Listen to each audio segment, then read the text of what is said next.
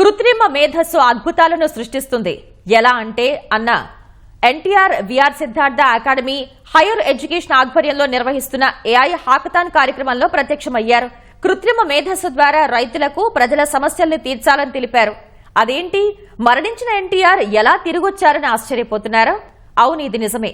Artificial intelligence, augment reality పరిజ్ఞానం ద్వారా స్వర్గీయ ఎన్టీ రామారావుని మళ్లీ తెరపైకి తీసుకొచ్చారు.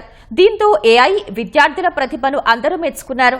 48 గంటల పాటు జరగనున్న ఈ హ్యాకథాన్లో దేశవ్యాప్తంగా 60 విద్యా సంస్థలకు చెందిన 1200 మంది విద్యార్థులు పాల్గొన్నారని సిఎస్ఈ విభాగాధిపతి డాక్టర్ రాజేశ్వరరావు తెలిపారు. హ్యాకథాన్లో పలు నూతన ఆవిష్కరణలతో విద్యార్థులు అబ్బురపరిచారు.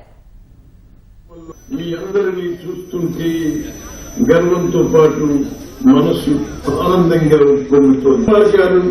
సమాజానికి వెలుగు చేకూర్చే దీపాలుగా మారాలని మా ఆశయం, ఆకాంక్ష. దాదాపు 1250 మంది స్టూడెంట్స్ వివిధ రాష్ట్రాల నుంచి రావడం జరిగింది.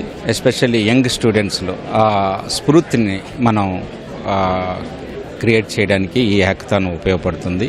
ఏఐ హ్యాకథాన్లో ప్రత్యేకత ఏంటంటే, మేము స్వర్గీయ నందమూరి శ్రీ తారక రామారావు గారి యొక్క ఏఐని సృష్టించాం. ఎన్టీ రామారావు గారిని చూడడం ఏఐ ద్వారా మా సిద్ధార్థ ఇంజనీరింగ్ కాలేజ్ స్టూడెంట్స్ సృష్టించారు. చాలా సంతోషంగా ఉంది. అందరు విద్యార్థులు కూడా ఈ ఏఐ మీద పట్టు సాధించాలి.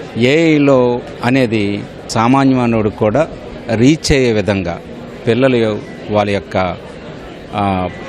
ఇన్వెషన్ జరగాలి. మా సొల్యూషన్ వచ్చేసి ప్రయాణ ఎలక్ట్రిక్ ఏఐ యూజ్ చేసి బిఎంఎస్ సిస్టమ్ అనేది క్రియేట్ చేసాం. అదేంటంటే బ్యాటరీ హెల్త్ని ఎప్పటికప్పుడు అబ్జర్వ్ చేస్తా, అది ఎన్హాన్స్ చేసుకుంటూ వస్తుంది. యాంటీ థెఫ్టింగ్ టెక్నాలజీ మేము ఎలా క్రియేట్ చేసామంటే జియో ట్యాగింగ్ లొకేషన్ యూజ్ చేసాం. స్వాపబుల్ బ్యాటరీస్ ఏంటంటే జీరో వెయిటింగ్ టైం మనకి దీనివల్ల. Just if the battery is more safer than the current ఈ బైక్స్ అనమాట. అంటే మోస్ట్ కాస్ట్ ఎఫెక్టివ్. ఇప్పుడు వస్తున్న ఈ బైక్స్ అని మోస్ట్లీ 90K అబోవ్ 1 lakh ఉంటున్నాయి. వాట్ వీఆర్ డూయింగ్ ఇస్ 50 నుంచి 60 మధ్యలో తేడానికి మేము ట్రై చేస్తున్నాం ఈ బైక్ని.